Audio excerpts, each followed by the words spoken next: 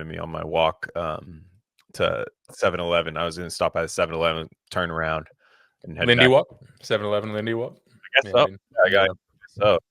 And I noticed, and I've seen this happen because I am a 7-Eleven fan, and you know when do you fix things in a 7-Eleven? Like you're always in operation, so like anything you fix or even maintain is done while customers are allowed in the store. It's kind of scary when you think about it because a very small Indian woman, if you can believe, was running the 7-Eleven, and she was mopping. And I'm talking, this floor was like slick as hell, like just shiny floor. And she saw just a man, me, from far walking towards the door, and I could tell in her head she was like, "Please don't be a fucking crackhead, like please, like you know, like because she's like, wow, this floor needs 15 minutes." But then it's like, can you imagine? You know, you look up, you're like, okay, this is the perfect time. This is the perfect time. The crackheads aren't up yet. It's like 9:30 in the morning. They're probably sleeping right now. I'm gonna mop the floor. Everything's gonna be okay. It's just gonna be like hungover people that walk into my store at this point.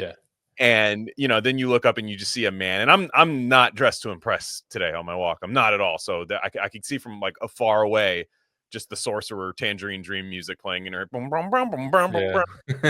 Doing the calculation, looking at the wet floor, sounding like fuck. And then it's like the worst is when that gets closer and closer to you, and it's like a Jerry Porter Raiders jersey. You're like, no. You're like, go to the trash, go to the dumpster first for 20 minutes to keep occupied. Let him know there's like cans back there. He cannot walk in the store. From the 5 to the 6, we be in the mix with that rare candy paint job on the whip. I need food for the kids, money for the rent. Fuck a lockdown, baby, I can't do that shit. Now I'll never vote, cause I'm fucking broke. And either way, I know the police ain't gon' leave me alone. On a plane by the visit Glen Rock, need crypto told me I should bring the Glock with me. So I packed up my piece and I'm sliding. Cause we might get caught up in a riot. Middle finger Trump, middle finger Biden. Fuck a left, fuck a right, is you riding? Know you love to see it, dudes rocking. Ain't no politics, baby, we just talking. From the birds to the bricks, we be in the mix with that rare candy paint job on the whip. Who you with?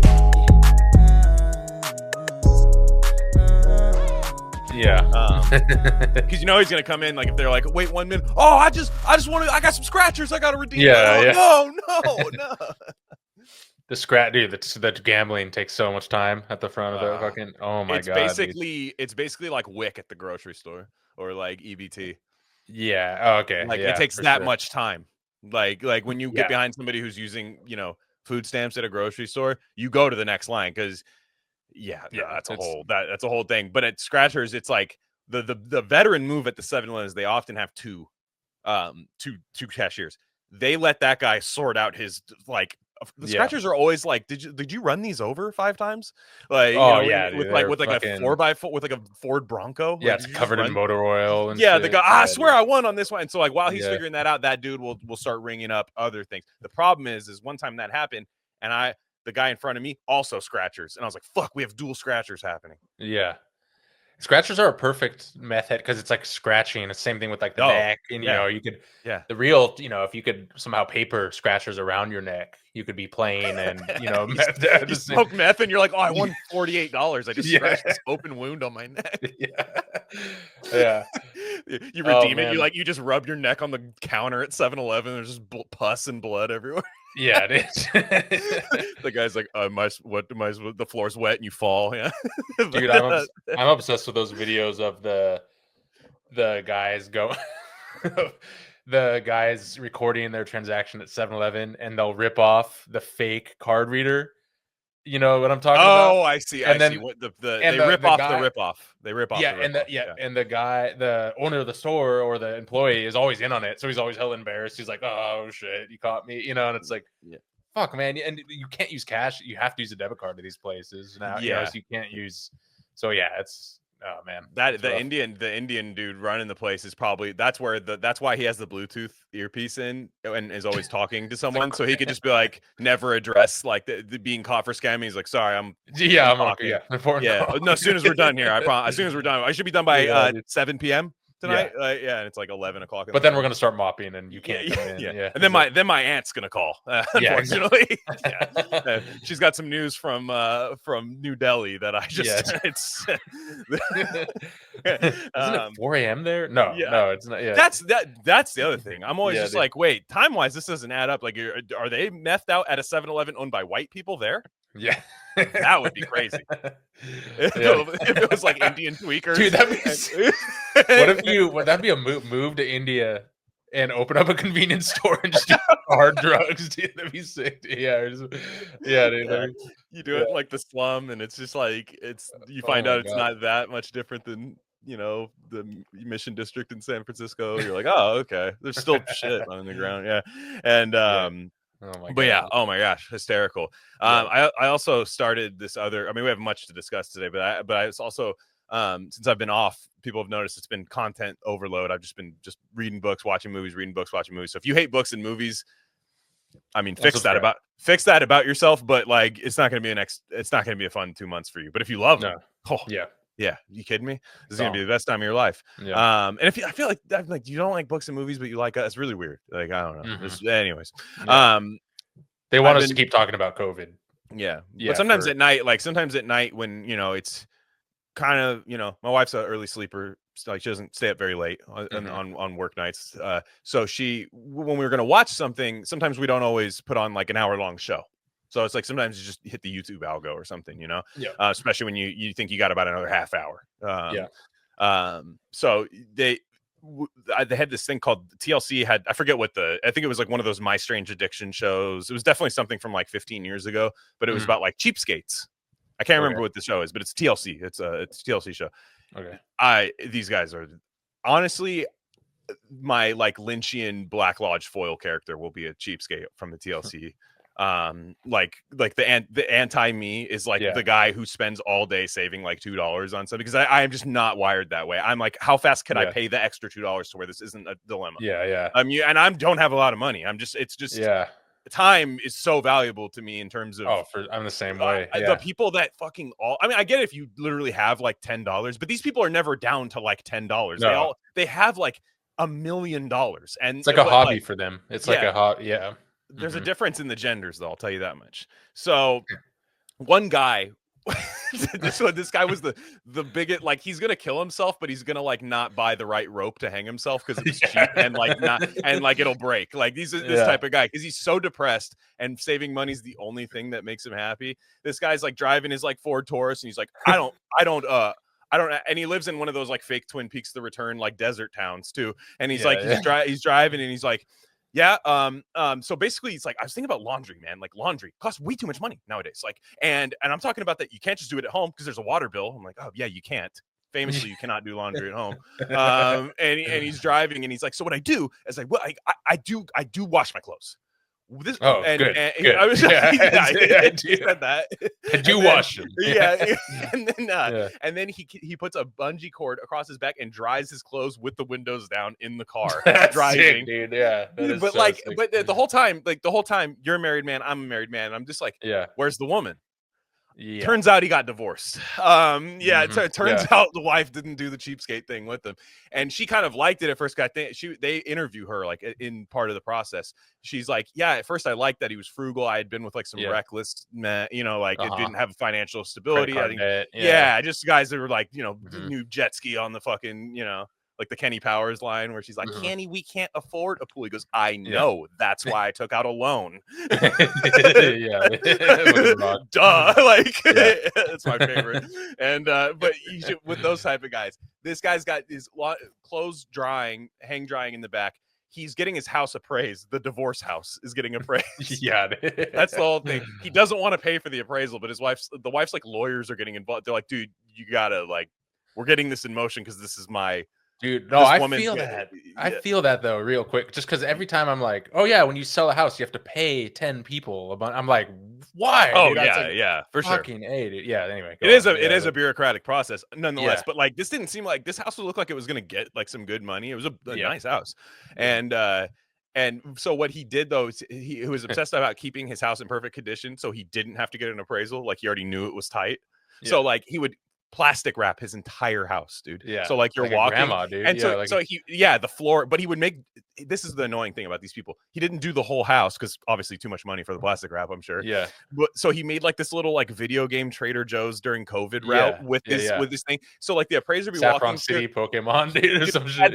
they put the booties on to walk Yeah. in, the Mhm. appraisers, and then so like a woman, and she steps up and goes up on the path like that. He's like on the path up. Yeah, like he's doing that every time. Up, like that. And he's like, does he have the power to tell her to do that? Like, is that? Yeah, because I mean, he is It's your paying house, I her guess. technically, Oh, you know, yeah, for yeah. appraising the house. So you know, Dude, what customer the is fuck? always right. And so he had a toilet, and he just plastic wraps his toilet and changes the plastic and doesn't clean his toilet, dude. Rough, dude. That is, and that's what I mean. Like, like the thing that thwarts this whole thing, it's not cool at all. But like, the thing that thwarts it is a woman. Like, you either get divorced or you don't plastic wrap the toilet. Like, that's just not what. Like, that's that. There's a and that. So you know, then there's another guy, right? There's another guy who, this guy is even more disgusting. Because the other guy is just like, you could tell it was like a neuroses. It's the only thing in life you can control. Blah blah blah. You know, you could see the pathology of his thing. Yeah, some so paper. so this guy was just a scammer. He's in Vegas, of course. Dude, he scams, like, not scams the gambling, but like he like looks for a change. Like, he's one of those guys that like looks for change underneath like napkin dispensers at restaurant. And he's like, cool, I can go take this to the tables. And he's like playing like he's like playing like $1.10 at like the table. This is like old Vegas. This is like, oh I don't even think they let you do this anymore. But so he's already doing that. It's like, dude, like, can you imagine being hated by that many people? Like, that's my problem is like, you're gonna have haters in life, but like chances are almost everyone will hate you when you act like this. Yeah, you know, because the life hack is not worth, like, I know we were anti-drinks with friends, but like, you have no possibility of drinks with friends at that point. Because drinks, what are you kidding? Are you kidding me? How much I charge for drinks nowadays?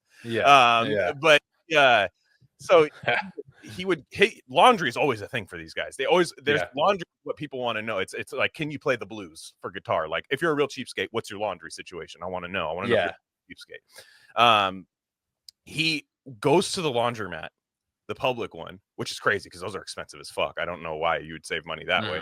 Yeah. Here's how. He goes to random people and goes, do you mind if I toss a couple socks in with you?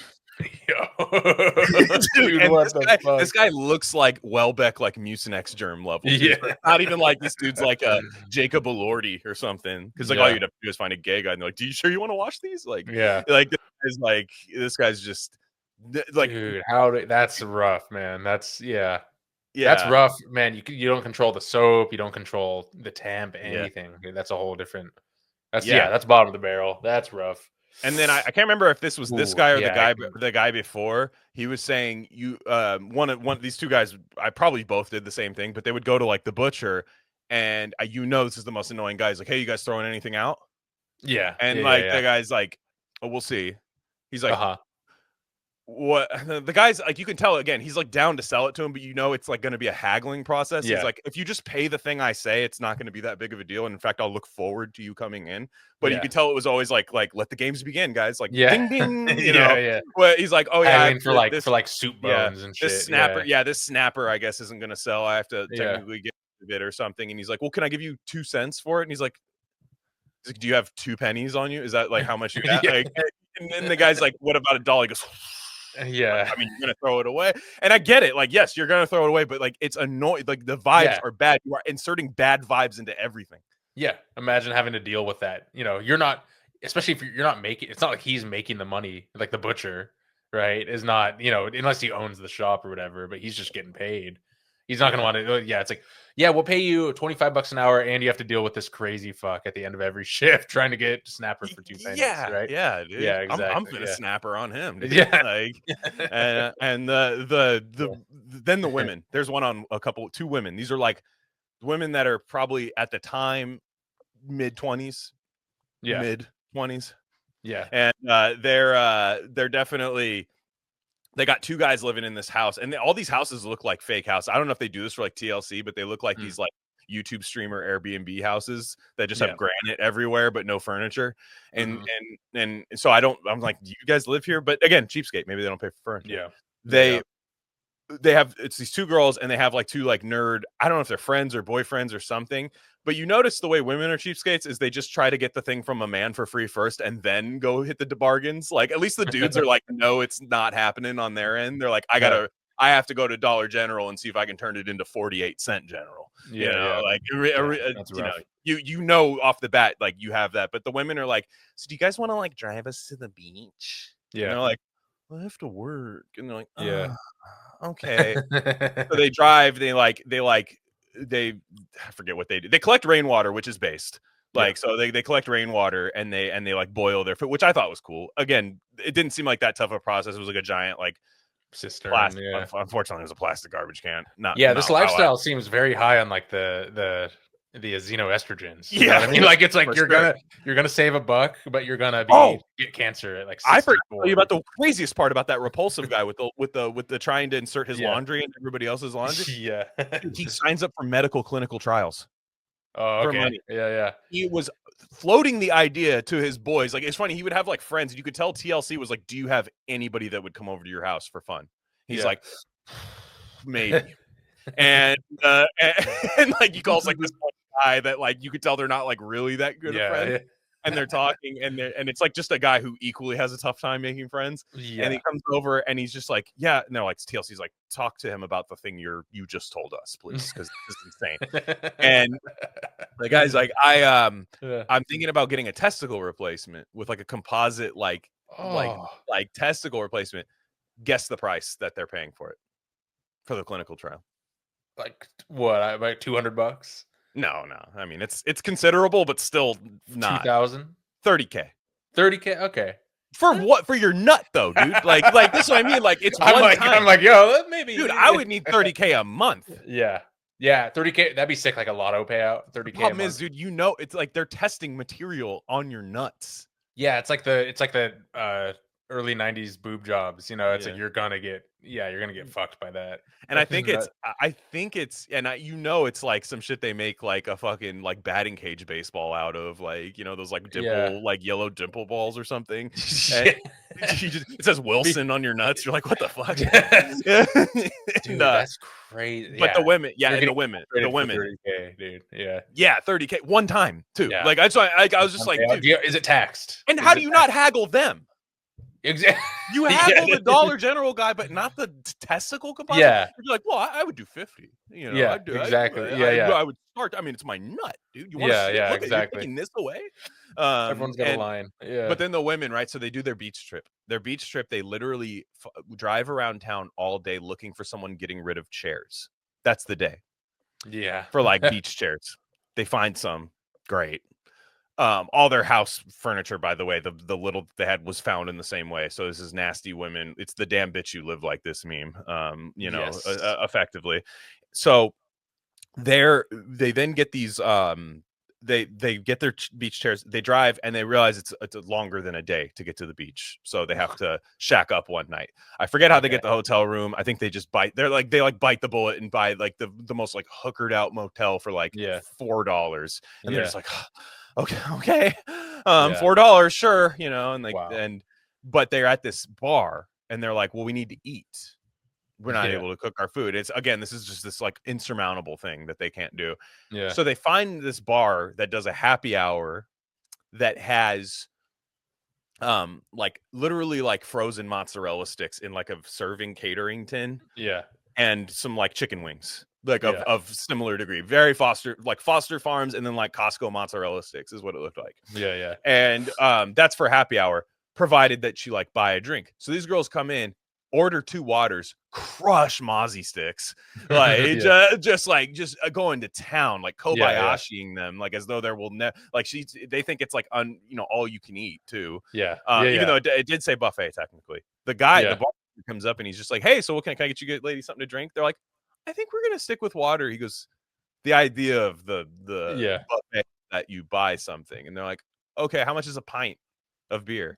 He's like, he's like, well, for happy hour it's $1.50, which is like, that's a steal. I know, dude, it's crazy. And then they're like, okay, and he goes 2 pints like that, and she goes, can we have one with 2 glasses? And he's like, I swear to God, I thought he could have just bashed broken glass slit both their throats, and I wouldn't have cared. I would have watched it happen on TV. I'd have been like, free my dog.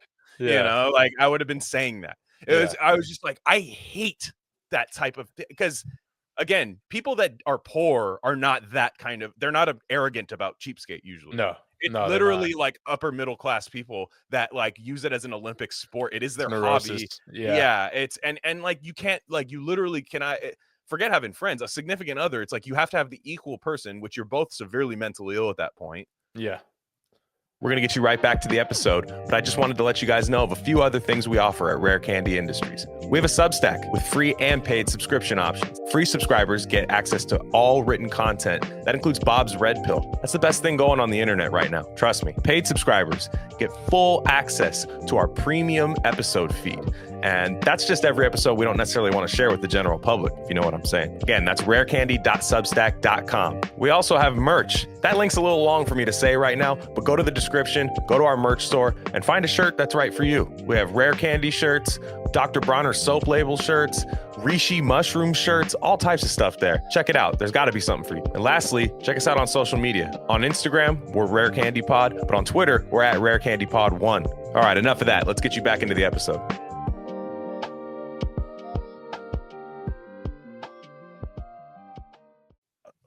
It's a whole thing. I can't get down. I'm the same way. Even if I have like $80 in my checking account for the week, and I'm fucking just on my last dollar, I'll spend $20 to save like 5 minutes. I'm like, fuck it, I'm out of here. I'm done. You know, I'm pretty bad with that, where I just can't. I don't know. And I'm not like a spendy person too at all. No. In fact, I see people. Man, I just see people that are. Are usually, maybe they'll have like a family or something. And they're like, it's so expensive to have kids now. It's so, and they are DoorDashing everything, grocery everything. I'm like, that's the most fun part of life for me, is going to the fucking store. You know, is actually going and just that's like my one time where I just get to be fucking free. Not the one time, but you know what I mean. I love going to the grocery stores. Damn, which, dude. by the way, I do. Our town. So you know, we're out of Portland now. Oh yeah, still close. They're replacing the Dollar General store, which is huge, with the Trader Joe's. Come up, dude. Right after the drinks with friends. Exactly. And the whole thing, and it's funny because, you know, our town's it's not really like a Trader Joe's town. So it's probably won't be like retarded crowded like Portland is.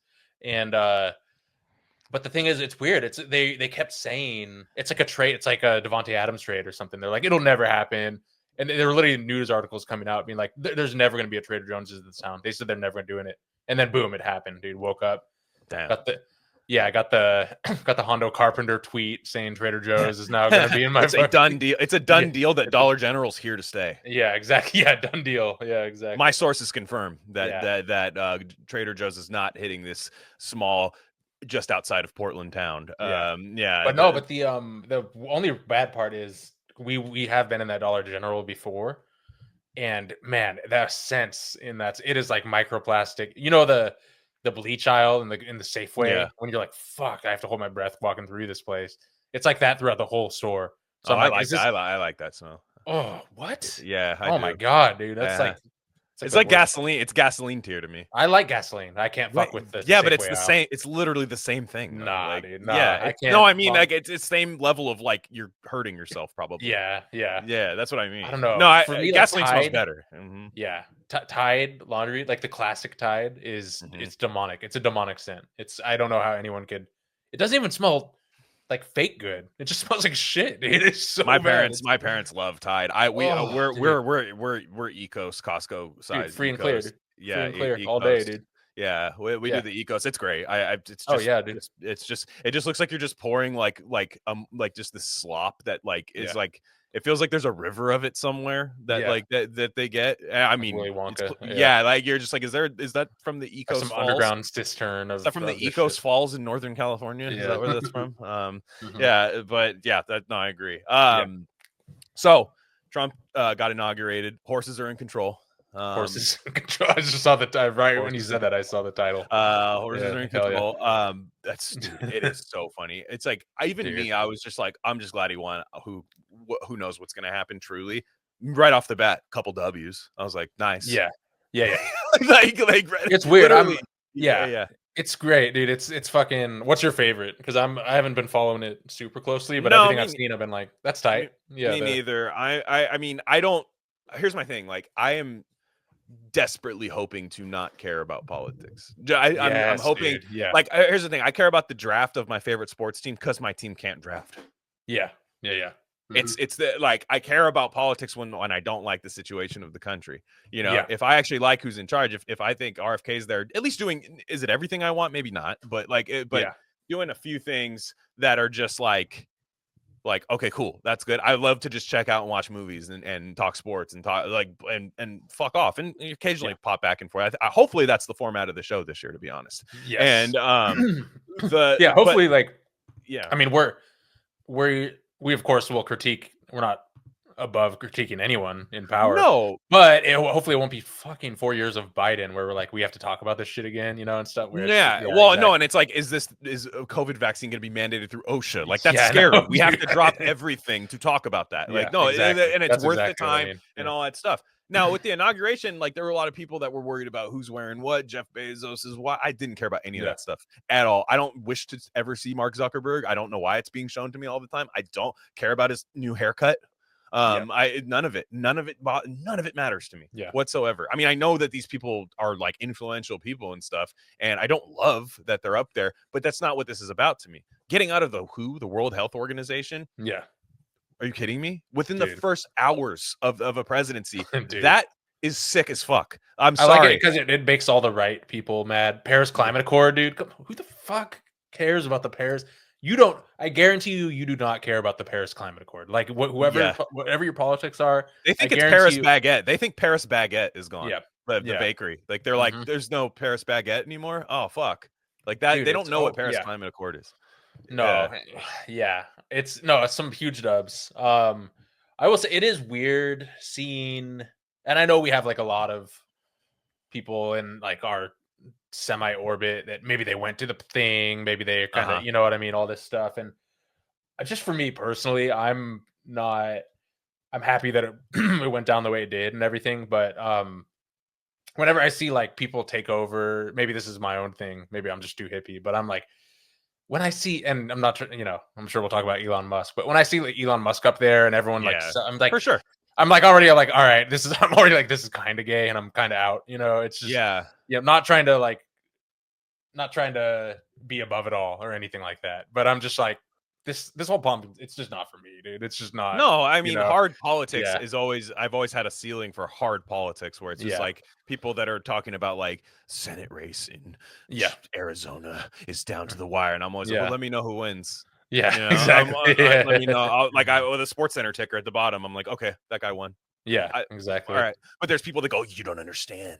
It's like Christian cinema is gonna it's well, you don't have you don't know what this does. And I just it's kind of like but I loved seeing the because to me like getting out of the WHO within minutes of Trump taking office, or hours, let's say that much, is really good. I like him signing in the stadium. That's sick, dude. That's like that was some memorable shit where it's like literally like Elton John in the center of Madison Square Garden or something. Just like and like I said, I posted something and I just said in quote both sides are the same. Like you can agree, you can say both sides are the same when you're talking about like what happens on certain islands and stuff. Sure, whatever. Yeah, you know what I'm saying, but that Democrats were not getting us out of the World Health Organization. And it's funny, I was messaging Jeremy. We were just talking like about the whole like WHO thing, and he was like, it's funny because I quoted like both sides of the same. He goes, it's funny because he's like, I hear that from the lib side where they're like, oh, all of the like the Palestine, like how like the older boomer libs don't like the like younger ones who are saying like both sides are the same because of like Gaza or whatever. They're saying, oh, you think both sides are the same? Well, we just got out of the World Health Organization. Now what? Like that about like, and I'm just like, no, that's a good thing for me. That's like what I asked for. And I'm not, dude, that's not the thing. It's not, we're America, dude. It's not like fucking Istanbul dropping out of the World Health Organization. That's like That's some shit right there, dude. That's some, yeah, man. And again, it's like someone's gonna copy us, and then and who that's knows what's good. And the thing is, it's not performative, because if any of you following like Brett Weinstein or whatever, they followed him, and his wife followed very closely their whole gay pandemic response thing that WHO was trying to push through, where basically the WHO was trying to make it so they could override any government, including America's, the free speech, all that shit, and be like, if we have a strong enough virus, we're allowed to go in and unilaterally do X, Y, and Z, of course, vaccine, passports, all that shit.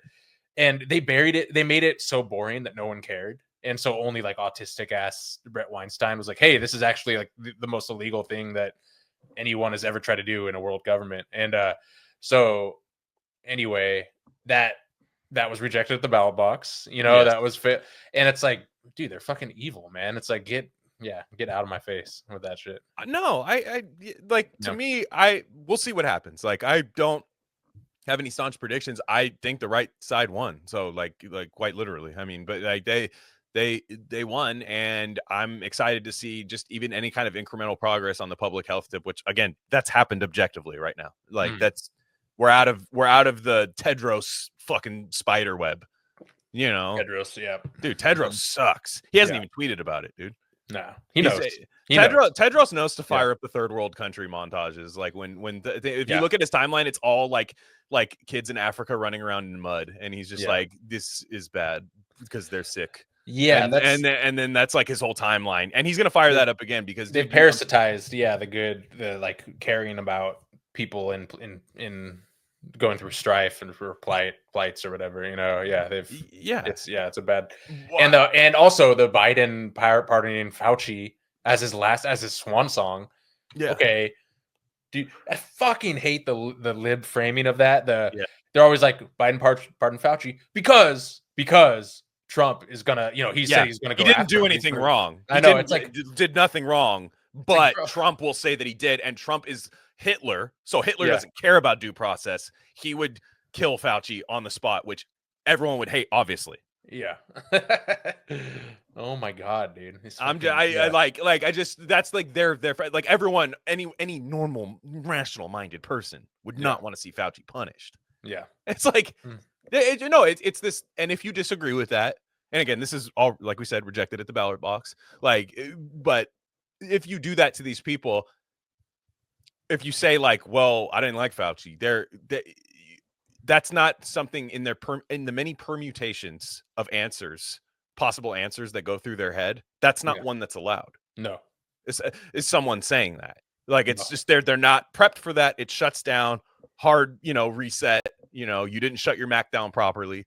The conversation's over. Yeah, and you're talked about at drinks with friends that you're not at. Yeah, that's where this comes from. Yeah. And they need to look. Their libs need to have a rebuilding year, I guess, and I think that's the way they're treating it.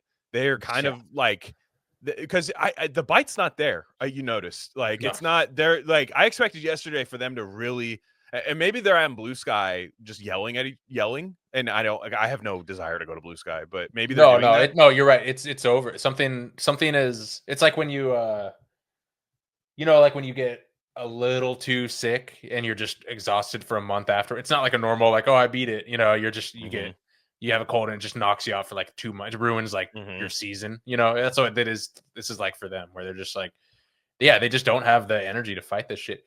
They know deep down. And the thing is, so many of their friends, their liberal and Democrat friends, voted for Trump because they're secretly, I think a lot of people like silenced on side and, coddled, affluent, those types of accounts, right, which I like and are good. They kind of point that out, where it's like, I think a lot of people were secretly hoping the Republicans would win. They're just like, dude, this trans kid shit, this fucking pandemic shit. It's like, and they know they have like their liberal aunt or whatever, who they have the same politics, but she's wearing an N95 all the time, and they're like, really, what the fuck are we doing here?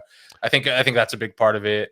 Yeah, I'd like the Yeah, I'd like the Overton window to shift back. I know a lot. It's not popular on our side, I don't think. But they kind of want libs to be like cringe tards forever. And to an extent, they always were, right? To an extent, there was always an ilk of it. Like, so I mean, there's, but I just mean the average one. I'd prefer to I'd rather there be some good lib art out in the world rather than Saturday Night Live. I don't like it. I don't like this permanent friend enemy distinction thing. I don't like it. Whenever I'm like, I'm not really like.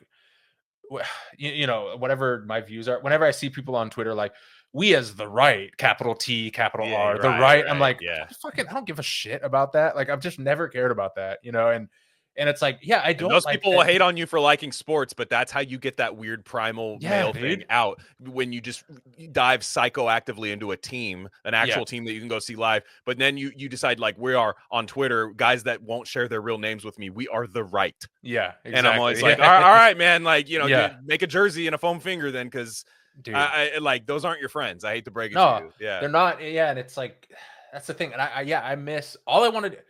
I just want to be able to talk to libs in my life, and it might never happen again. I'm not saying that it might not, but I just want to be able to talk to them normally. And this Trump admin might do it. There might be people jumping ship from that crazy because there'll be less rhetoric around it, hopefully. But anyway, I don't. And like you said, it might always be cringe. They always kind of were and stuff. But I don't know. It's just we'll see. Yeah, I do legitimately think Trump's going to do some good stuff, though. Like I do, and the Zoomers agree with you, dude. That's the funny thing. It's like 70% of them are down. And like we'll see. Hopefully, the no tax on tips thing would be nice. Like if that goes through, that would be like a game changer, I think, for a lot of people. Yeah. And a lot of these things. I mean, I'm sure they'll since tips are electronic. How was Trump the one to do that first, dude? That's the thing, dude. I feel like it was kind of an organic thing, just from like being a Manhattan socialite. You know what I mean? Yeah. And just kind of just being like, and how much are you keeping of this? You were great tonight. You were excellent. Yeah. But I mean, how like that one? I mean, it rocks, and it doesn't surprise me. But like, how is he the first one to come up with that as a political like bargaining chip? It's fucking. And then I remember like Kamala said we'll do that too, and they're like, she's brilliant. Yeah. No, I remember RFK did the whole like kids are dying in this country, and then Andrew Yang was like, the Democrats should really create a panel to where we dig into this. I'm like, you fuckers started it, dude. Like you guys are covering up the crime. Andrew Yang, I have a perfect job for you. Undercover, you'll blend in. Yeah, you go to Wuhan. Yes, tell me what's happening. Yeah, it's like he's. Andrew Yang goes and like handles a petri dish and like does a like unintentional lab leak. He's like, oh man, and it just like spills everywhere, and he's like, fuck.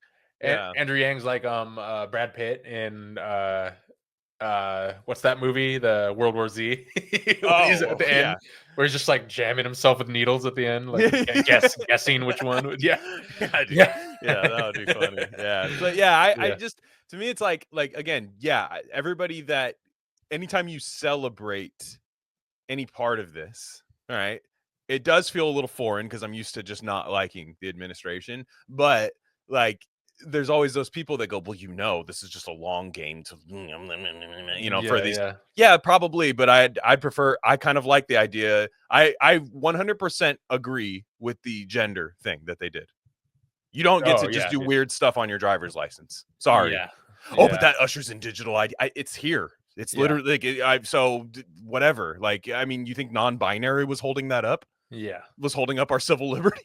Yeah, like it's just one thing about that, I just saw a quick thing of like, because I think the bill or whatever the little thing said, like, no, sex and gender are determined at conception, XX, XY, sperm, and all that. Right. And then like some fucking furry ass avatar like Twitter account was like, actually, sex isn't developed in utero until 6 weeks, so that means that all Republicans think that only women are allowed to exist. I'm like why do furries and like trans people become experts at biology all of a sudden when it's like some dumb nitpicky shit? But then they, you know what I mean, like where it's like where they're it's like that we all know what that means. Like you're just doing some Reddit ass like when did you become experts on biology down to like this germline at 6 weeks old. You know what I mean? It's just so fucking tiresome, dude. It's like yeah, and then they're like, they'll say like sex is not determined by like a doctor. It's like you guys let doctors determine everything. I know. Except that, bro. Like you guys try like literally, but a doctor that could give you chemotherapy medication to fucking turn you into a girl, like, you know, like as a child, if he decides that could be good, they're like, thank you, doctor, that's amazing. No, I know, or assigned at birth, like you were assigned a boy at birth. It's like, no, you were observed to be a boy at birth. Like it's no one to fuck it. It's not like some calculus was made or something decision. It's like. It's so fucking gay, dude. I don't know. It's crazy. I'm fucking assigned based at birth, dude. Yeah, it is. Yeah. Yeah. I'm fucking based, dude. Yeah. Look at laser eyes, man. I had laser eyes when I came out of the room. I was a baby and I just fucking stared at the doctor and melted the libtard doctor's face with my laser eyes. It's happened before, dude. Yeah. It's that I broke the camera too. You can't find it. I just to me, I'm always like, man, the Elon thing's annoying though. I'm sorry. I hate to be that guy, but I can't get down with it. Never could, never can. Sorry. I legitimately, the weird quote unquote Roman salute thing, everybody has their take on it, right? No, that's not what it was. Or fucking gay, dude. Or like, you know, like, or like he's actually the leader of the Third Reich. I'm like, no, it's actually, first off, he did it.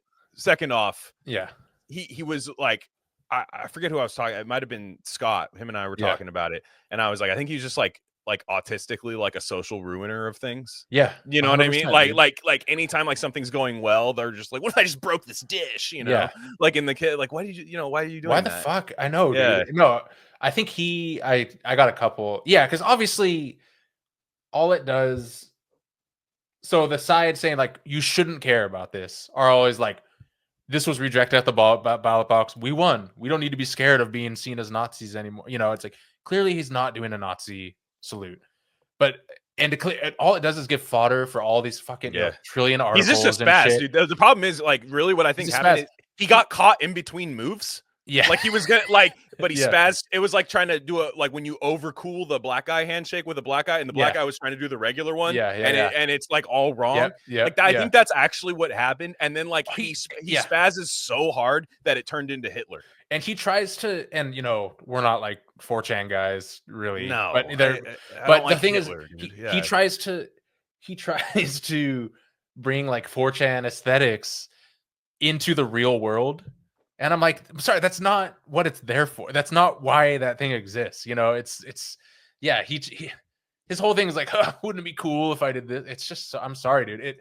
All you can do is like ruin. Yeah. I think Trump's tired. Obviously he's tired of Vivek, and I think he's going to be tired of Elon sooner than later. It's just like, dude, that's probably he's flying too close to the sun, man. Like something's bad's going to happen. It's not going to last the whole 4 years. I would bet something's substantial money that he's going to, and the problem with Elon is that he's constantly, like a lot of people on Twitter, where he's ping-ponging between absolute extremes. Yeah. Like he cannot find he can't go to an ideology that isn't like pushed completely to like the like full throttle. And that's like the selling point rather than the actual ideology itself. And like the core tenets of it that actually are sustainable for a long time. And actually there is room within there to grow, but you realize, no, I need to go hard this way, hard that way, and never actually past the middle of nuance where the nuance is, you know? And I think that's what he's doing. He's an opportunist. He picked the right side. I mean, he's a smart businessman, clearly, you know, and anyway, it's just like, oh, he's like a retard. It's like,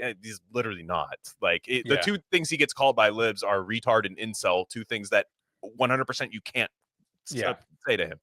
I don't think he needs to get back to work, dude. Like, like go fucking work on some sheet metal or something, dude. It's like, I see, you know. I don't know. It's fucking. I'm sick of him. I've just, it's bad. Like I think he's gonna have a falling out, and I think he's gonna go full TDS. Just like the General Flynn ass like fool, you know, or I don't know who's the general, all those like weird generals that write books with like the Capitol building now. They're like, we almost lost to this fucking Hitler again. Like those books, like military lib books, like the ones that just sit on like boomer dad's shelves that they don't read. Costco. Like, yeah. Costco. They're just they're in those like insane like Mesopotamian like bricks like Yeah. Like, or like apocalypto pyramids full of like the lib general books on Trump. Like, Yeah. I have a feling he's going to go that way. If you like, he voted for Biden in 2020, so it's not like, oh, there's no chance. No, he did. He voted for Biden after 2020 after they tried to make him make respirators in his fucking factory for COVID. Yeah. He still wrote down that he voted for Biden. So for me, it's not about that either. It's not about like you can't see what's right in the world and go. I just don't think that's what he's doing. I think he's in a different. Also, I don't like his. At some point, this guy has a ton of sway and power in like directing. Yeah, I just don't. I'm not a materialist. I'm not a fucking Redditor. Right. I don't care about going to Mars. I don't care about Neuralink. I never want a chip in my brain ever. I just don't. It's just like what, this whole base thing is gonna peter out at some point where he's like, all right, Neuralink time. And it's a honeymoon phase. Being based is like a honeymoon phase. Like it's not life. You know what I mean? Like life is much more mundane than like epic wins. Like to me, it's like that's like when you first get like red pilled on how the world works, like that's a fun like couple of months. But when you stay in there all the time, instead of just like developing some like core principles, whether they're like on either side, I mean, it's fine. It's actually a little bit better when they're scattered about. I can kind of see that maybe people might just be, kind of not hardwired in the new fashion. Like it's kind of like an older model, like the good MacBooks and stuff. And like you can see people that are like that. But for me, when I just like this whole like base Elon, it's like, all right, dude, whatever. Like the thing is, I guarantee you right now, they're going to be 10 times madder than me when he finally fucks up for good.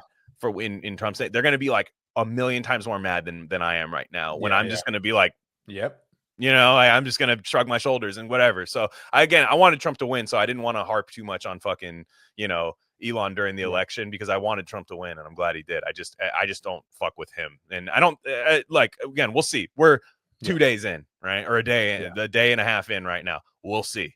But yeah, I don't know. Like he's just not. He doesn't really do it to me or do it for me, and I am like happy though that like.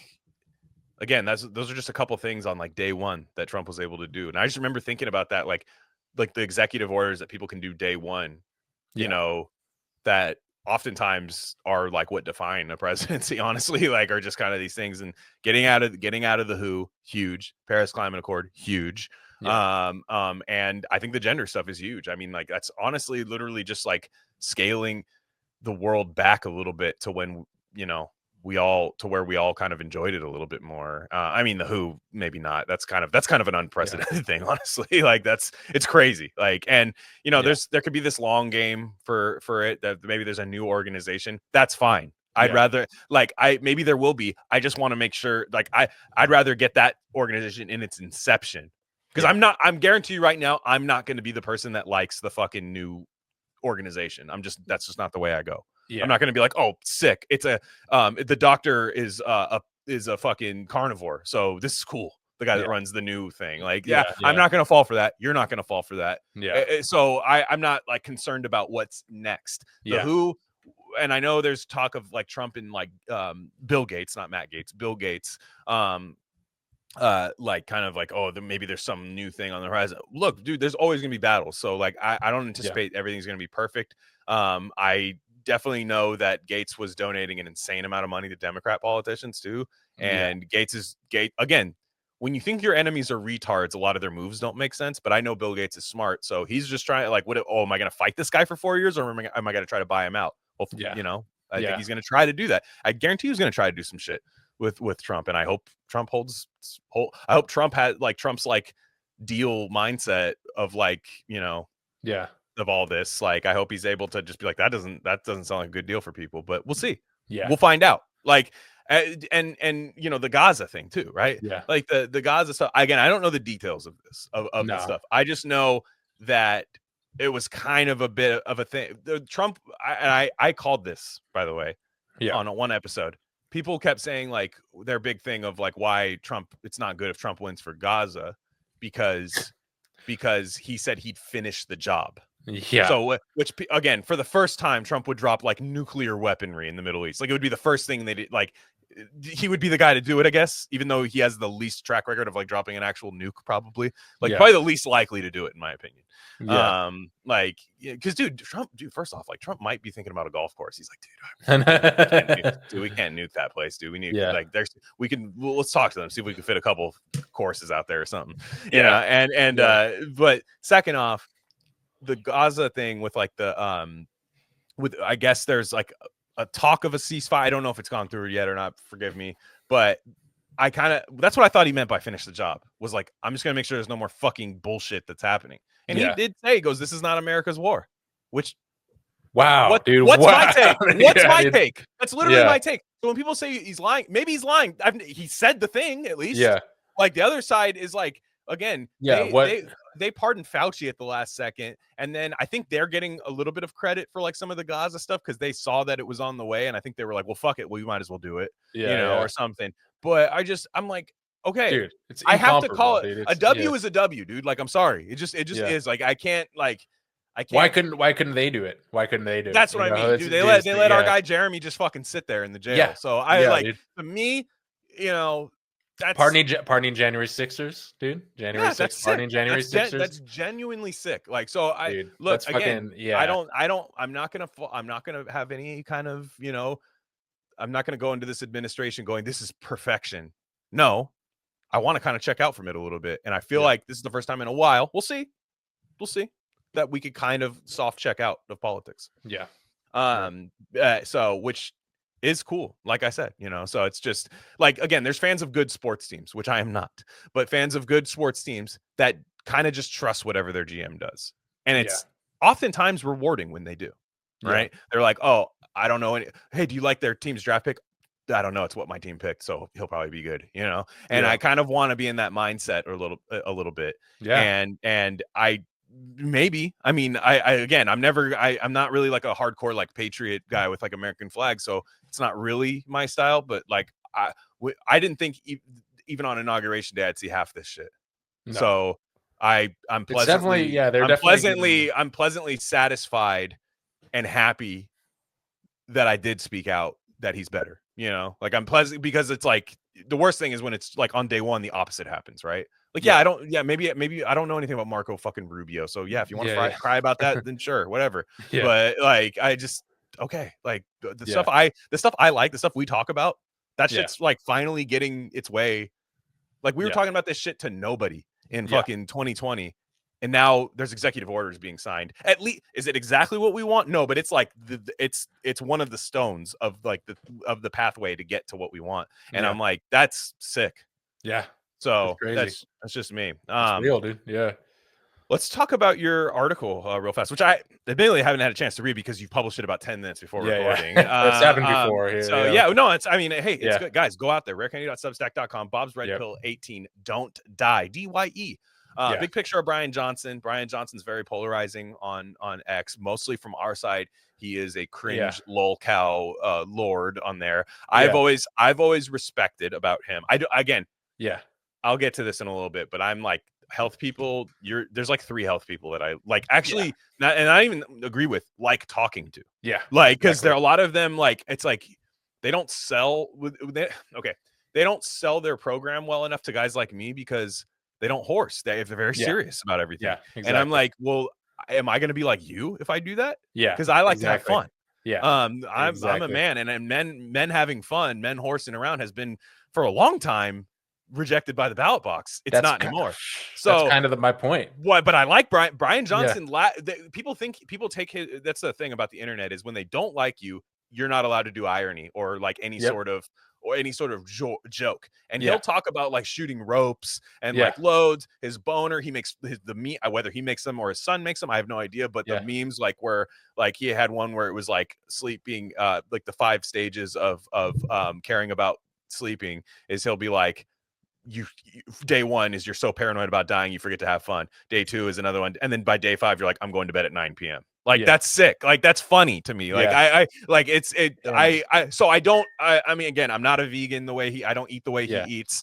I think some of the high tech stuff is kind of lame and stupid. Yeah. And then I think he needs to grapple with the fact that you're going to fucking die and it's not the end of the world. So those are the 3 problems I have with him. However, I tend to be less annoyed when I see him on the internet, and I get way more annoyed by the people who are on Bryan Johnson watch. Yeah, I think people have a very my whole thing I've been kind of ironically tweeting about this is like, Bryan Johnson's not that bad and he's actually chill and cool. It's like pretty much my thing. And I do critique him a lot in this article. I'd love to have him on the show. And so this is about Bryan Johnson and Paul Saladino, which are like 2 polar opposites. Bryan Johnson is, because you look at the surface, he blew up because he like his son is his blood boy and they share blood, and he he does like a bunch of weird like gay women facial surgery stuff, like he'll inject fat into his face and like have creams and avoid the sun and stuff. And it's like a lot of stuff where like you look at it on the surface, you're like, dude, what the fuck? I don't want this. And I get if you're like a based health guy, who's like lifting weights and going in the sun, which honestly I'm way more aligned into. Yeah, that sounds fun. Yeah. And I'm like, so I get why people are like that. But then you dig a little bit deeper and he's always making fun of himself. He jokes about choking on dying from choking on the pills that he swallows. Amazing. Yeah, that's literally me. Like that's how I sell my I tend, people think I hate a lot of stuff. I'm like, no, I like to knock it around a little bit and slap it around so I know that I actually feel a certain way about it. It's stress test. And that I'm not like doing a puff piece for it. I like this. Yeah. Yeah. And then he the other thing, which he doesn't get any credit for, is he'll third-party tests like cocoa and olive oil and all this and matcha and shit and be like, oh no, this one's full of heavy metals, this one's good, this it's like chocolate bars and stuff. It's like, that's good. That's good. That's fucking good what he's doing. He's like offering all this stuff up free to the world, all this stuff. You compare that to Paul Saladino, who I like to clown on a lot, and I don't hate him, and I'd love to talk with him. I mean, it'd be fun. He makes like TikToks. He's like a 45-year-old man, and he makes TikToks like yelling at In-N-Out workers because they don't know that the secret sauce has seed oils in it and shit. And I'm like, dude, what is your whole thing? And he does more than that. That's like the worst thing he does, But I'm just like, bro, is that really what we're doing here? And so anyway, Paul Saladino is, eats like ribeyes and butter and fresh tropical fruit and surfs and does all this stuff and goes in the sun. And so they were kind of beefing on Twitter, and they had a thing where Bryan Johnson put out this thread that's like, here's why I don't eat meat. Here's the research that I believe in. If you do want to eat meat, here's how I would do it. I don't judge you. I come in peace. You could do my thing while still eating meat. So he's giving tons of off ramps and not being like some fag vegan where he's like being super meat. He's just being like, hey, like this is what, and he goes through a bunch of research, a lot of which I believe that's like, oh yeah, meat has this, and this, and it could be this, and also like these diseases are going up. So Paul Saladino kind of trashed him, was just saying like all these studies are garbage. It's all observational studies, which are not reliable, which is not true on both those counts. And then Bryan Johnson was like, post your stats, bro, post your biomarkers. And he just posted all his like 100 fucking boxes of all this shit. And Paul Saladino is like, I have videos on my blood tests, and so I started watching it, and a lot of his numbers are just not good. They're not like, he has like, arguably he has kidney disease and like some low. So anyway, this article is just about how, I think in 100 years, we'll all be doing a lot more of what we'll all be way more in track of what our health numbers are saying to us. A lot like Bryan Johnson is doing. And it won't be weird, and it won't be like cringe like he's doing it, and it won't cost $2 million a year. And it will, like, for example, like getting a blood panel today, that was unheard of 100 years ago. They didn't even know what half that shit in your blood was, right? Right. But getting a blood panel today is like uber high tech biohacker status compared to even 50 years ago, right? Mm-hmm. But like base people do that, right? So it's like, is that how hippie are you? Are you going to go never get a blood test, right? Or if you do, are you just going to ignore the results? So I just think like, yeah, Ryan, he's a bad salesman for his own side. And there's a lot that I don't fuck with, but I'm like, we're all going to be doing this shit in 100 years. You know, we're all going to be tracking all the same numbers he tracks, and maybe not obsessively like he does, but yeah. Yeah. But I think Paul should do the same tests that Bryan does, and they should talk to each other about it and compare it. Yeah, they should curse it, dude. They should Like curse it, bet a stack on it. You know what I mean? That'd be fun. That's fun stuff. Yeah. Like and like both sides, and they should like talk to each other and like kind of clown each other a little bit. I think that's fun when that stuff happens. Because like I'll put it this way, man. Not hating on anyone in particular, but like the worst thing in the world is when you talk to a health person that cannot fucking like they act like you are a germ, like in fact like a carcin, like I'm a literal carcinogen if I make fun of their thing a little bit and I hop into their little fucking bloodstream and they're like, oh, you're gonna poison me, you're gonna throw my level. It's like, dude, if you cannot have fun with this, you don't sell it to me. Like it's you know, I talk about our show. I posted last night because I was just laughing about it because I was like, this is a podcast about not lighting yourself on fire.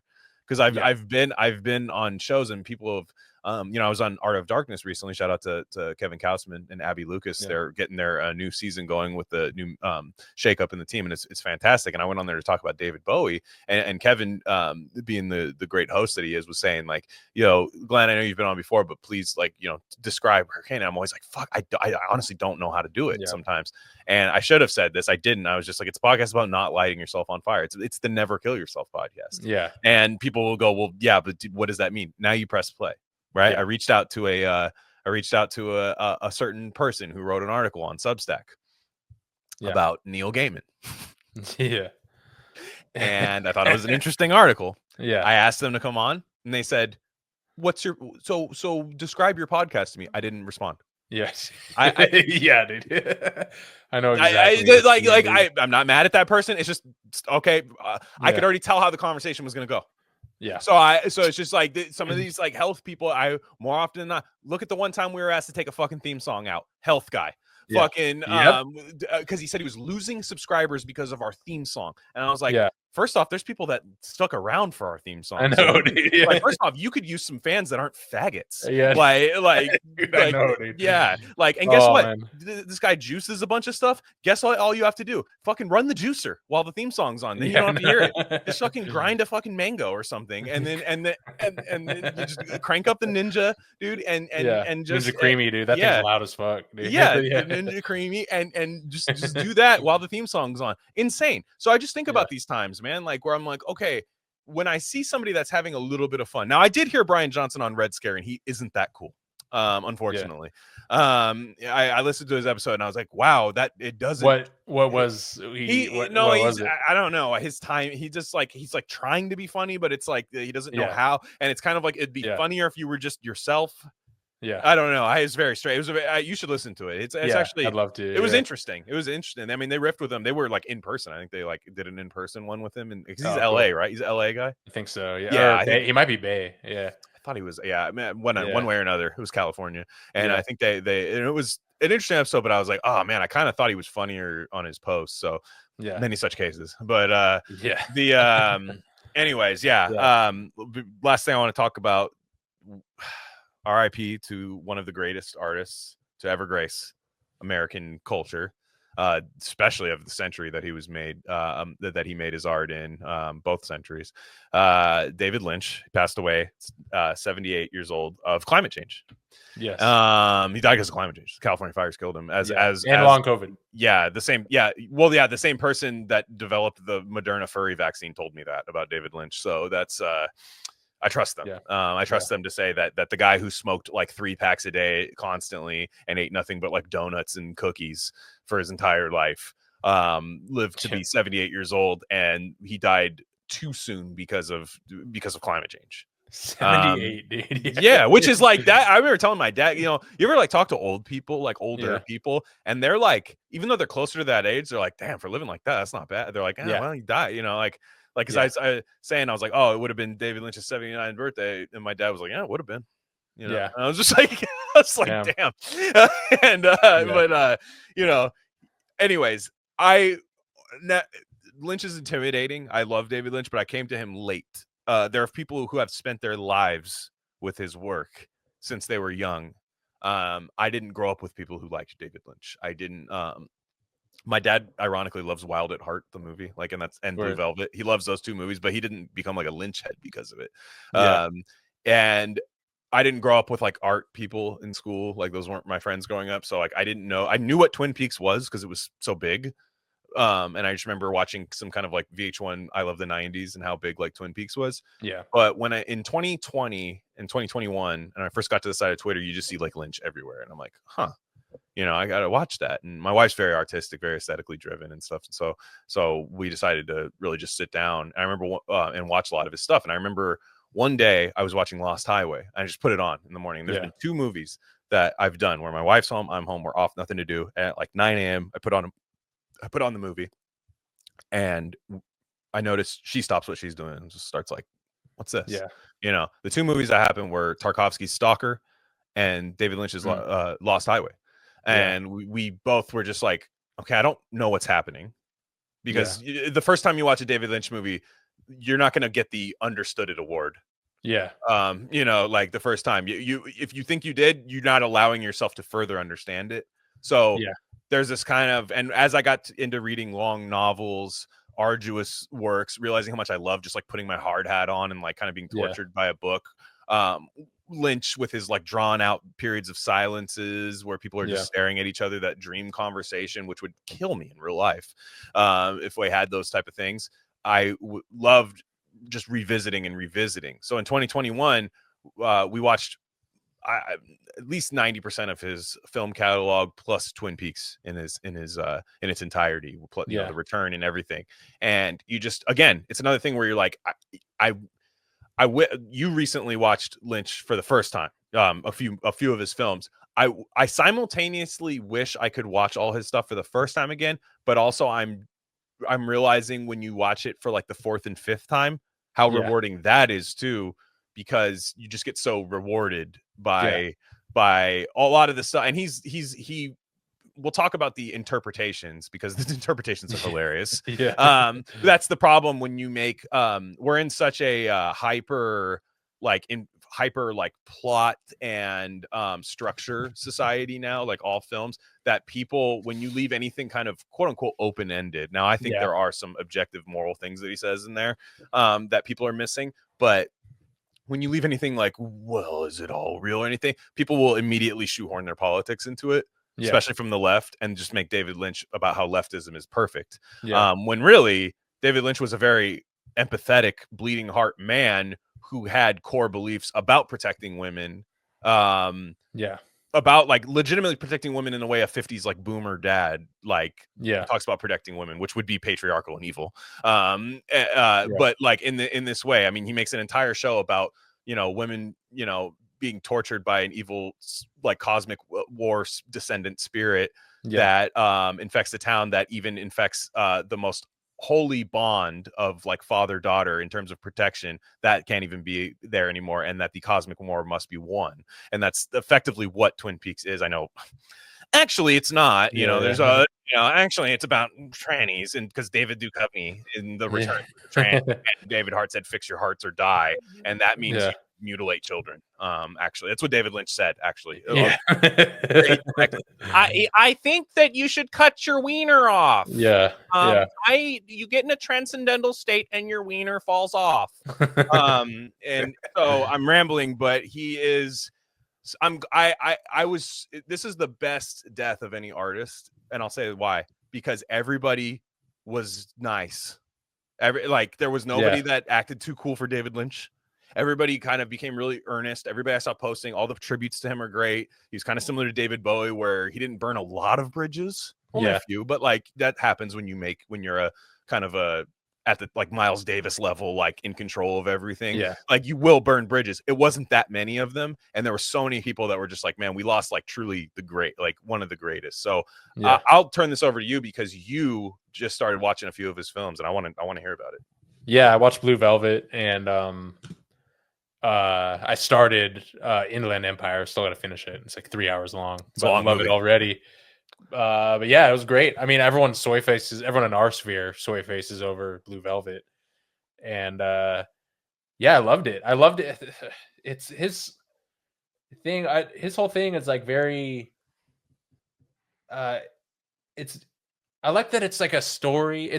You could tell that it's not artistic for the sake of just being artsy and weird. You know, there's layers to it. There's a lot of depth and stuff, and it's still he's just like a very earnest dude. And I just cannot stand avant-garde shit when it's just for its own sake, you know, and it's just people just trying to be too cool, you know, and you could tell he's never trying to be too cool. No. And no, it's like he makes like bitches brew tier movies. Yeah, like exactly. he makes those where you're like, you can listen to bitches brew and be like, that's just somebody hitting things and and a bass note. You know, you can say that and you're like, but then you go take it on a walk with you and you're like, I understand everything that's happening right now. And there's somebody else who understands everything that's happening, and we're both understanding different things. Like it's just like, but we're both correct. Yeah, it's like a Rubik's Cube. There's only one diametric opposition, and that's somebody who's ultra reductive about it that doesn't, actually explore it. And that's, and like I said, there's many bad bastardizations of Lynch. Just saying the same way of Kubrick. I could already tell. I don't want to be too forward. I mean, I'm not the biggest cinephile. I don't. Not yet. Shit I don't understand. Not yet. But I already, because I saw all the takes about him and then all the leftists like supplanting their own shit on him. And then I watched Blue Velvet and I was like, I get what this dude's about. I know what this dude's about. And I know it's not. It's like a Lana Del Rey. It's like a Lana Del Rey art film. Like, it's just like Americana, like, you know, it's great. Yeah. And it's like, I love how, and then seeing all the stories about him. He was one of those rare directors that was, because you don't have to be nice to your actors to be a great actor. In fact, oftentimes that can be a hindrance. But he legit was, and he legit he legit.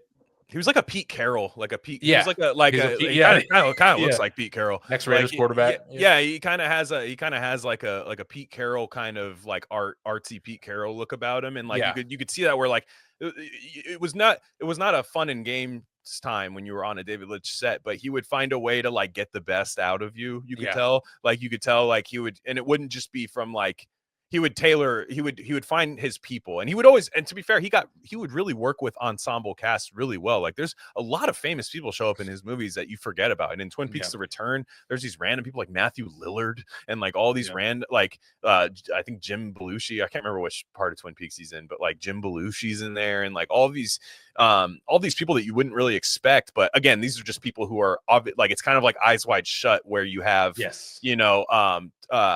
Sidney Pollack, these like directors who are like, damn, Kubrick, we might lose him soon. Like I get to be in one of his movies. This is so tight.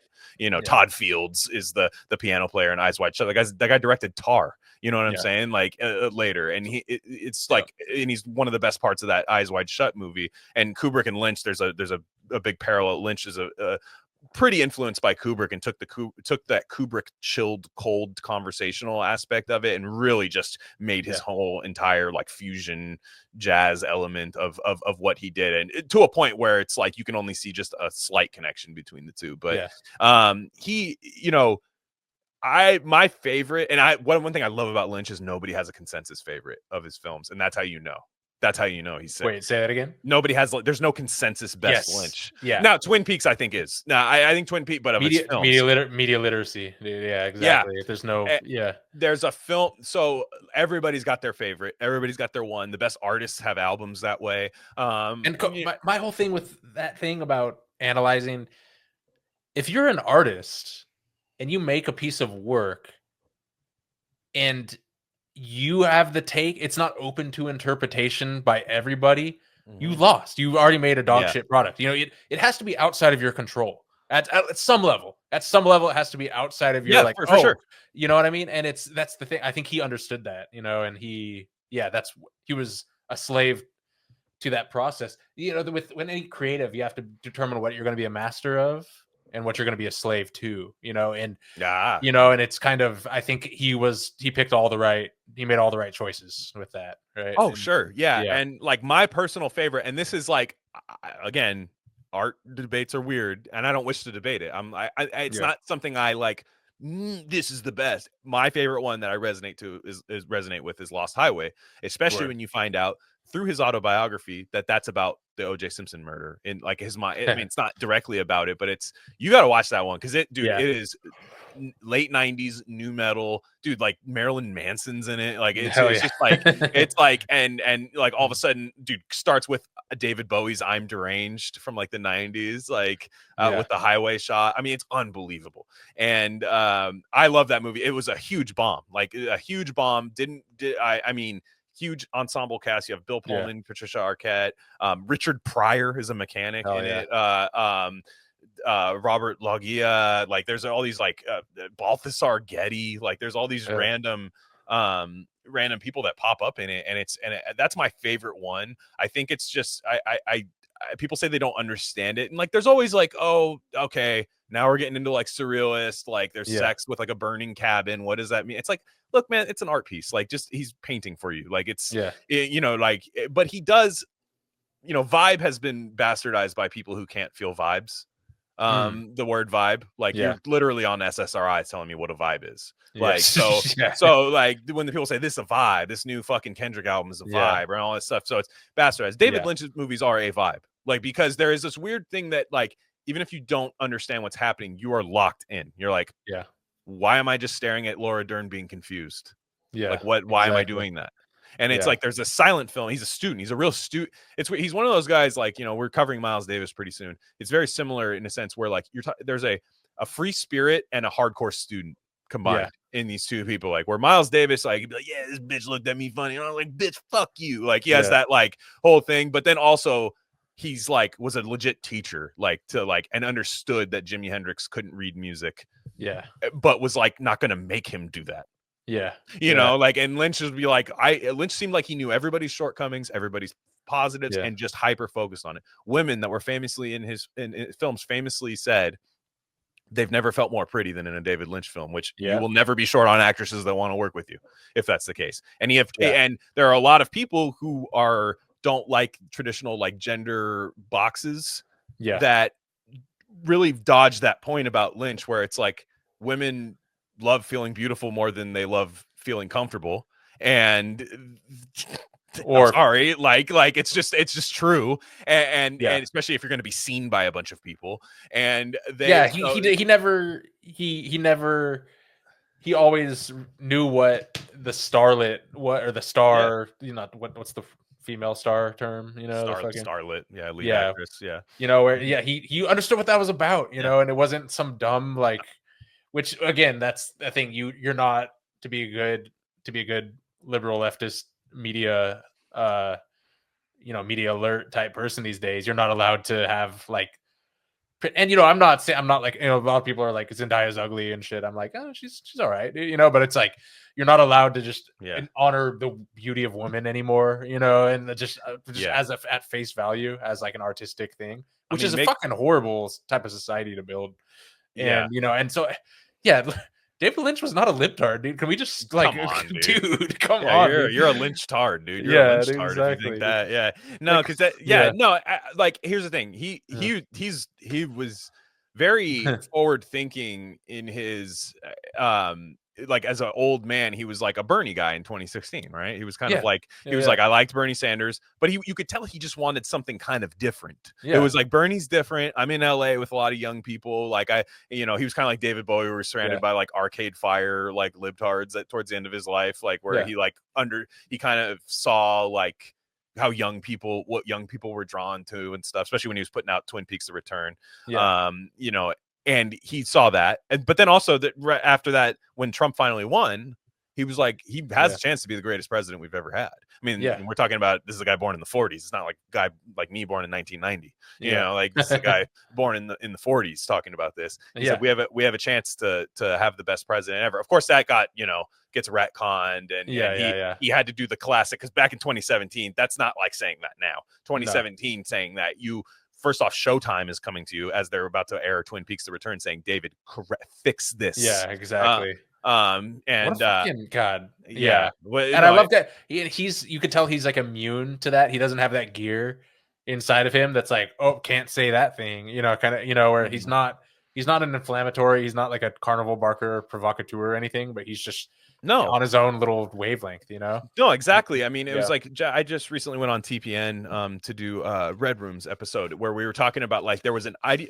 It was so nice beyond anything, beyond obviously what the film is saying is fantastic and pretty cutting edge, but like the fact that it's not just infographicing you about it is so nice that you actually have to put on your thinking cap a little bit, see the world objectively, and then like you see it baked in as an ingredient to something rather than the selling point, and that's kind of what Lynch is doing. I mean, he's again, this dude voted for Reagan in the 80s and stuff. Like, he's objectively more of a Republican than he would be a Democrat. Again, if he wasn't, I don't care. It's not like I don't need. I'm not keeping a tally mark of based people. Like, I'm not doing this. So that's gay. Exactly. I don't do that. I just mean it's objectively wrong for you to say because David Duchovny was serving David Duchovny in fucking Twin Peaks: The Return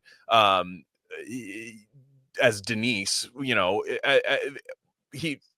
David Lynch is just a nice guy. If he was your friend, he'd be like, well, I see you for who you are, like, and that's just like what he's saying. And I don't know if he might have like thought trannies were cool. I have no idea. Like, maybe he did. It's just these people will say like, and that's why puberty blockers for little kids is cool. I'm like, did we get confirmation David Lynch thinks that? Like, or does he think maybe we shouldn't attack this person for putting on a wig or something? I'm like, that's kind of a different, thing. And he just getting back to some of his movies, there's still a couple that I need to go back to. One being Eraserhead. A lot of people love it. It's his first feature. It's very influential if you make film. Every director that was around that time, I'm talking like Spielberg level guys. Like, Spielberg's like a star. He's like, I went and saw Eraserhead in the theater. It was fucking amazing. This guy's making Jaws, and he's like, so there's something there that I'm not getting. Aesthetically, it's kind of like, it's a bit more one note to me. Like, it's just like that. It's the gray Lynch world. And I get a little turned off by it. Word.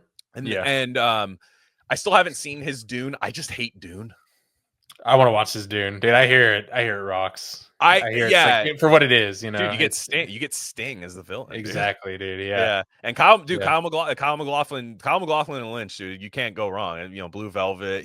Kyle MacLachlan like is in so many things now, and he sings like Charlie XCX songs on Instagram as like an old guy now. But like, you watch him in these Lynch movies and as Agent Cooper, which is maybe the great, up there with Tony Soprano, as the greatest TV character ever. He that I haven't seen. So a lot of his early work I haven't really seen, but in terms of Blue Velvet, which is I think his most accessible, it would be the first thing I show anybody that to get into Lynch is either Blue Velvet or Mulholland Drive would be the first. That's something that everybody can. My mom doesn't like art cinema at all. She's very like Easter egg plot points, like person. Like she's all about like Agatha Christie solving the murder. Like, that's like what she likes in her art. And she even likes Mulholland Drive, and she liked The Elephant Man too. He did The Elephant Man. And then but I love Lost Highway, and Twin Peaks is that's next for sure. I've seen bits and pieces of it, but it'll take you a while. There will be times that you will go, what the fuck, dude? Like, it's literally been 3 straight episodes of something I don't understand what's happening. It all makes sense at the end. Literally every aspect of it is tied together if you pay attention. It is so fucking nice and so cool, and I already want to watch it again. It's incredible. And so that's his best. I love I rewatched Inland Empire yesterday, which the first time I watched it, I was like, this is crazy. I don't even think we finished it because it's long. And then I rewatched it, and it's great. I mean, it's excellent. It's just getting like, you have Laura Dern freaking out in like different dimensions, and you have Jeremy Irons playing the director. All these people who are like pretty big stars at the moment. Justin Theroux, and all these guys. Like, I'll do your like digital camera movie, dude. Like in 2006, like I'll do it. That's fine. And there, because dude, like you knew you were going to be part of something kind of cool. Like, it wasn't going to make that much money, wasn't going to get a lot of Oscar buzz. retroactively now he's you know going to become, you know, letterboxed fucking leftist box #1 for sure. And no, it's just it's weird. It's pairing him with like Miles Davis right now is like, those are the two guys. Like, if you don't like jazz, you can still love Miles Davis. If you don't like art house cinema, you will still like David Lynch. You know, it's this kind of there's these notes that they hit like that. It's truly a vibe, you know. And he just seemed like the coolest guy. I mean, he would do music with Flying Lotus. He'd be all over Flying Lotus albums. Directed the Chris Isaac Wicked Game video. Chris Isaac appears in Twin Peaks Fire Walk with Me, the movie. And then, you know, Trent Reznor, huge influence. Kevin Kautzman and I are going to do something on Trent Reznor in a few months. And it's just Lynch is all over there. But like I said, my #1 is Lost Highway. I love Lost Highway. I when you watch it through the first time you watch it, if you don't know the inspiration behind it, it's very fun. And it's like kind of like softcore, like 13 years old Skinamax content. And then like, but there's so much cool stuff happening with it. And then like the music that he has, dude, fucking, there's like rooms covered in blood and Rammstein's playing, and it's like, this is a David Lynch movie. This shit's crazy. Like Lynch was bumping this shit, dude, in the 90s, like just bumping like A Perfect Circle or something. Like it's like so tight. And you know, and all the stories about him are great. The one about therapy, which I love, where he goes in and meets the therapist. And he's like, hey, before we like get too far into this, will this like fuck with my creativity? And the therapist is like, David, I have to be honest with you. We're gonna break so much new ground. It might. And he's like, all right, see you later. And then like leaves. And you know, some of the other like the transcendental meditation stuff that he does. Like I think it's all. I think he would have liked this, man. I'll just say that much. I think he would have vibed out. He would have thought we were pretty funny. So I miss him, but I first off, he went out after making his best work, which is Twin Peaks. The final season of Twin Peaks: The Return is the best season of TV that's ever existed, and I'm kind of glad. So he had a few things that were passed on by Netflix for whatever they were doing at the time. Damn it. So whatever they were doing. Can you imagine, dude? Yeah, I'm sure he probably had some sick shit, but also on the off chance that it maybe wasn't that good. I'm kind of glad we ended with Twin Peaks: The Return. Like, that's a good album to end on, you know, for sure. Not album, film, or season of TV, and that was just on Showtime, man. And you know, just that he's the man. I love that nobody was too cool for it. You know, nobody was too cool for him. I love hearing everybody's favorite. A lot of people don't like hearing this, but I love hearing people's like the big thing I found was like 4 books you plan to read this year. I loved when people were posting that on the internet. Here's 4 books I play. Oh god, this is so much better than the other things you say. You know, like it's just so great. You know, like I set up a kind of a Gain of Fiction episode because I had a book that I was trying to get to, and I saw that the author, shout out Max Thrax, great account, but also great author. We covered on Gain of Fiction his novel God is a Killer and The Friends of Eddie Coyle. And I saw that he wanted to read War by Louis Ferdinand Celine. And it's great. And I was like, that I probably would. That was a fun time for me to be like, wow, I could actually make something constructive out of people's posts. Like, that's fun, you know? And so, and shout out, by the way, I believe on Forgotten Genres, which is our friend Low Res is who we're going to talk to relatively soon. His production company, they put out an audiobook of Max Thrax's God is a Killer, so you can get that from their store. So that's highly recommend. I haven't consumed the audiobook, but I've read the novel, and it's very good. And if you're trying to support some people from our sphere, you know, Kelby and David and all the Broken River guys, plus, you know, Max Thrax, Apocalypse Confidential, and Anna Krivlapova. They all have. There's a lot of really good stuff out there. If you guys are looking to read some stuff to where you could like DM the person, you know, you can't DM John Updike. You know, like maybe you can, but I don't think. You know, these people you could say, hey, I love your work and stuff, and there is some good stuff out there. But with Lynch is just inspiring, and it's, you know. I'm doing I wasn't going to do anything on David Lynch because, again, I just don't feel qualified to like really dive into his work the way a lot of other people can. Yeah. And to be honest, most people aren't qualified. You're just kind of his whole thing was just sit back and watch it and just let me know, you know, whatever you think is what happened, you know, and which is harmful because you said then you start talking about people who think oh, wow, another director whose whole entire filmography is how good leftism is and how I'm right about everything. Yeah. You know, like fuck? Yeah. another one. And these are the people I know, dude. And these are the people that are saying it. That's not what art is. It's like if that's what art is to you, it doesn't challenge you at all. I don't want it. Exactly. Like, dude. It's like what I don't trust you on anything else if that's your whole take on it, right? Mm-hmm. Exactly. You're not challenged on anything. Mm-hmm. I don't know, man. Yeah, that's not what life's about. No, frankly, you know. No, but like I said, and then there's a lot of people. I think there's a lot of people who are feared that they missed out, and like now they don't want to be like new Lynch fans. Yeah. You know, don't. No, like you're spinning. That's always stupid. That's always. No, I hate it. I am literally a diversity, equality, and inclusion guy for people enjoying good stuff. Yeah. Like you, at any point, if you pick it up, it's tight. Like. Yeah.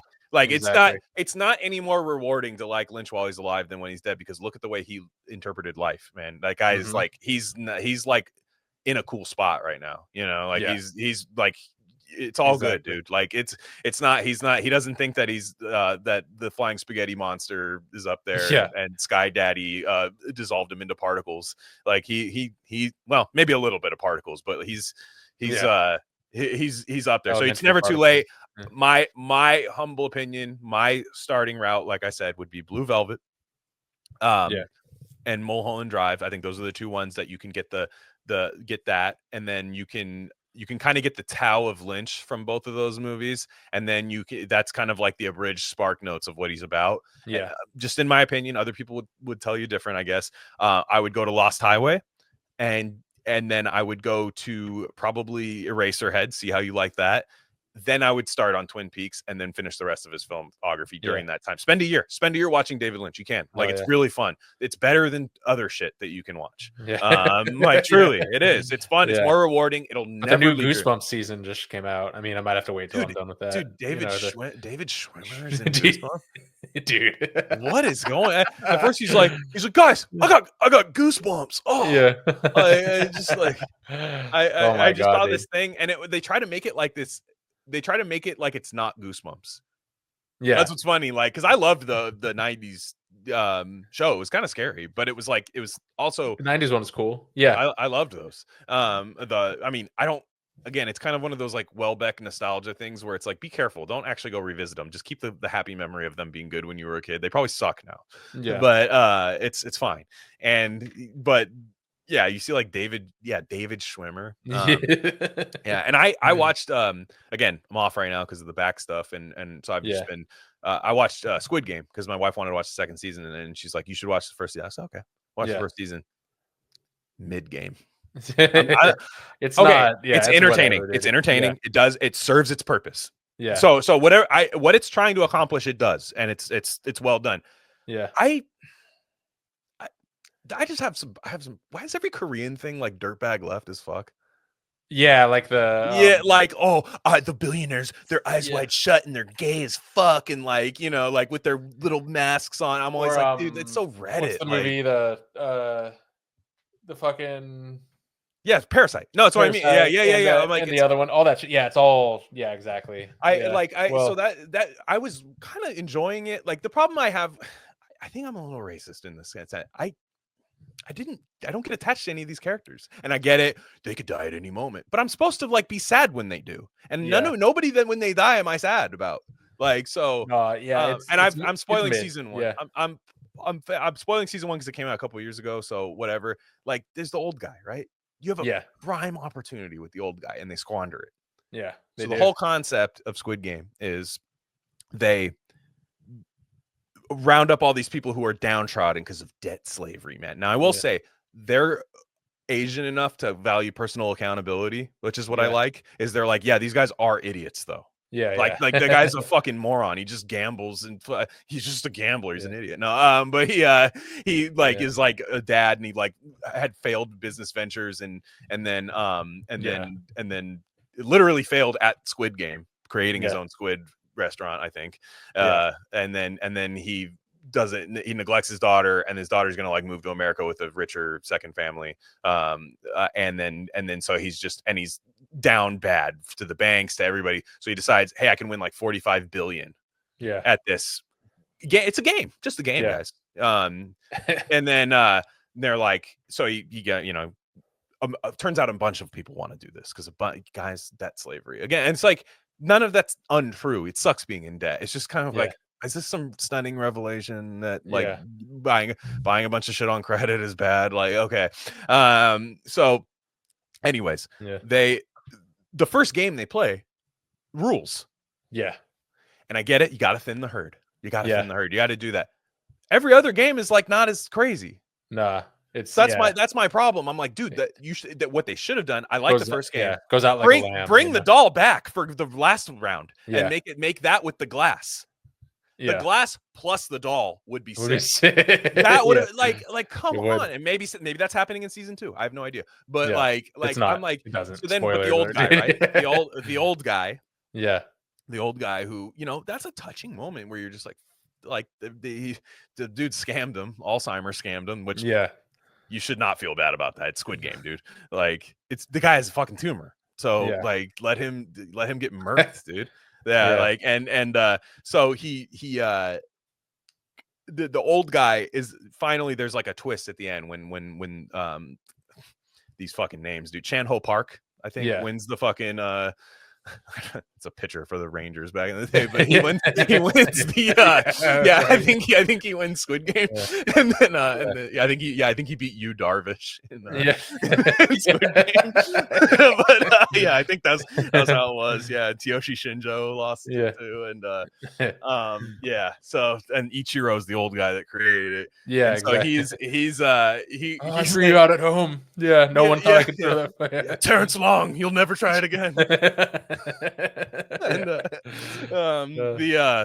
so he's laying down in the bed, and he summons the winner, and this guy's dead, so what am I being summoned for? He goes in, the old guy's like, oh, do you want to bet on if that man's gonna get help, this homeless man outside? The guy's like, wait, why are you alive? And he's like, turns out the old guy, the sweet old guy that everyone was trying to protect the whole time, played the game, the Squid Game, also created the game and wanted to insert himself in the game. There's a flashback where the guy says, I'm coming in to it's so boring if you can't play. Why sit up here and watch like a rich man? Because it turns out this guy was a rich guy.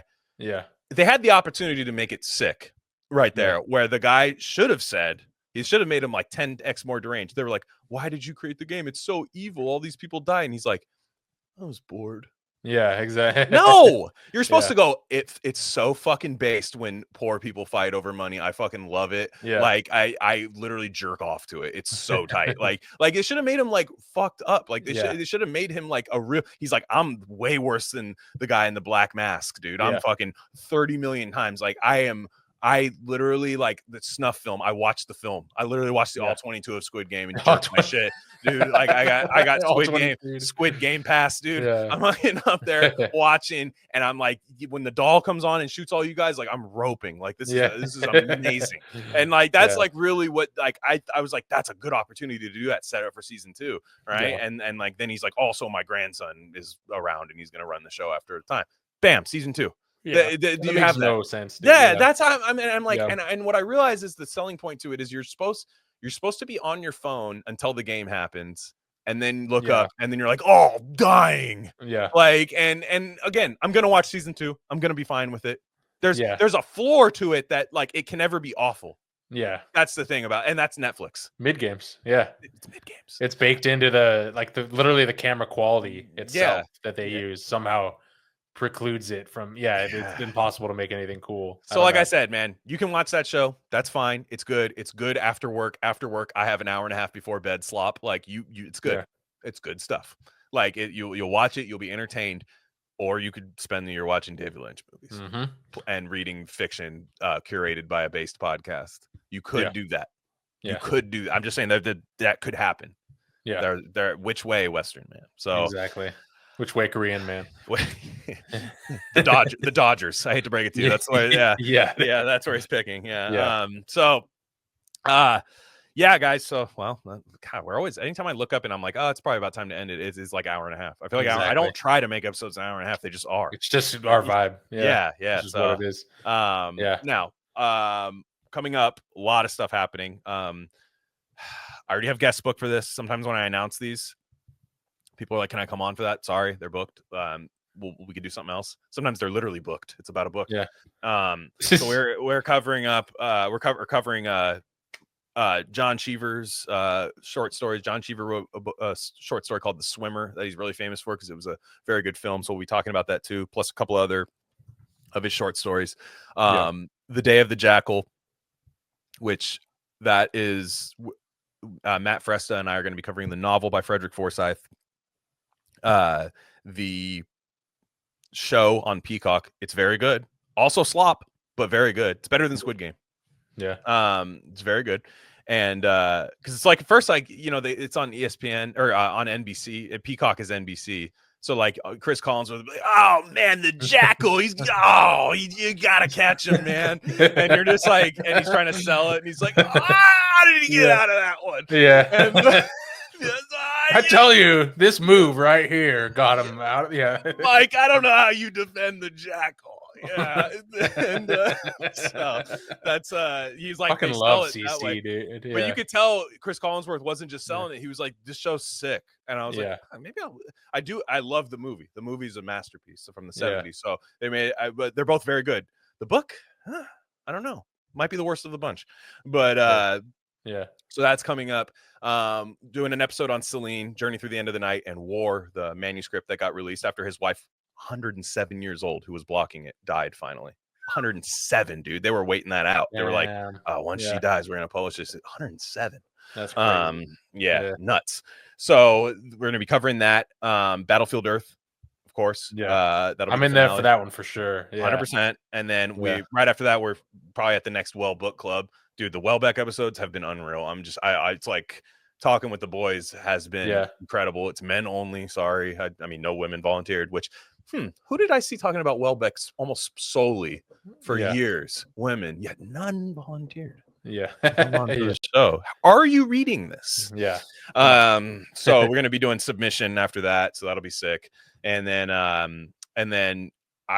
am going to be doing 2 episodes. I don't know that you'll be interested in this because it's dense and a lot of I'd rather you be watching David Lynch movies, honestly. But we're going to be doing with one of my good friends, Darius Siski, the host of the 8 Plates podcast. I get made fun of a lot on that podcast, but I genuinely like him. I'm a lol cow on 8 Plates. I'm bringing him on as a friend, but we're going to be talking about John Cassavetes. He loves John Cassavetes, and I kind of do. And then I'm going to probably be doing a massive William Friedkin episode. We have covered 2 William Friedkin movies on here already, Bug and Sorcerer. And so we're probably going to do, I'm reading, I just got done with the Miles Davis audiobook, which that's another thing that's coming pretty soon. We're going to be finally getting the Miles Davis episode recorded. You're taking the lead on that because I feel I've done almost not nothing but Miles Davis for the last few months. I still don't know anything about who's in the band.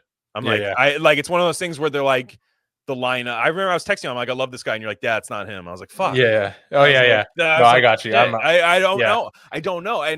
But that's cool. It's kind of Lynchian in a sense. It's like I never fully understand modular, but I've just absolutely loved every aspect of diving into it. So we're going to be doing a massive Miles Davis episode too. So that'll that'll be a lot of fun. And like I said, William Friedkin episode later, and then I go back to work. So probably less shit. But so yeah, guys, Easter famine. rarecandy.substack.com. Check out Gain of Fiction. We're at 50 volumes over there, but for free you can read Psy's latest piece and all 18 of Bob's Red Pill. You can read some fiction, some short fiction from Adam Hunley. Big Mac McCarthy's on there too. Kelby Losak's published a piece on there. You can read some short stuff there, and then check us out. They've been featured on a lot of other podcasts. Perfume Nationalists. I'm going to be on a few other big ones coming up soon. Some of your faves as listeners. just grinding while not working while not working. So that's the way to go. So yeah, on that note, everybody have a safe week. We'll catch you guys next time. Peace.